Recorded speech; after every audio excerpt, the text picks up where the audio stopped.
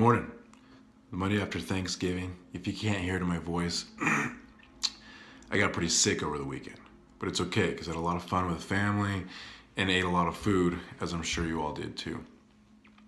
So today I'm talking about pre-sale home inspections. There's something I hadn't done a lot in the past, but I've gained some respect for having them. Recently over time, and I've heard a lot of people discourage people from getting them. I've heard a lot of people say you've got to get them, and so here's just two different perspectives on the pre-sale home inspection. Now this is for a seller who that when you get a buyer, 99% of the time you're going to get an inspection on their end anyway, and they're going to come with some objections.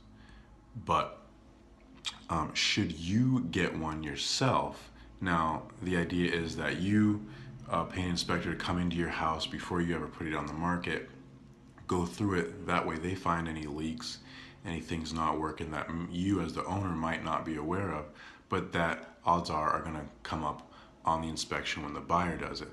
This helps you get ahead of the game, lets you know what to expect or lets you know what to fix ahead of time, in hopes that they won't even come up once the buyer gets into the situation.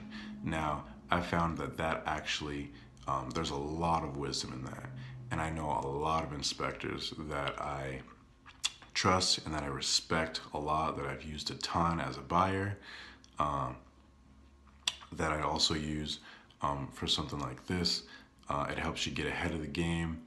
And because objections are, if a deal's gonna fall through, it's usually gonna be on the objections. They're gonna come up with some stuff that the seller doesn't wanna fix or that they can't find an agreement on.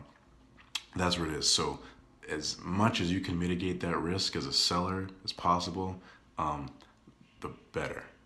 Now, the other way to look at them is I've heard complaints from realtors that they don't do any good for them, that as objective as inspections should be, and we all like to think they are, they're done by humans, and humans miss things, or humans have different backgrounds or perspectives on how big of a problem something is.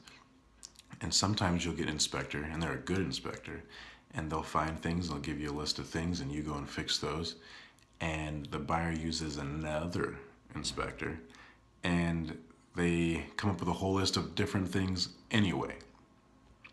And so a lot of realtors say, well, what good did that do for me?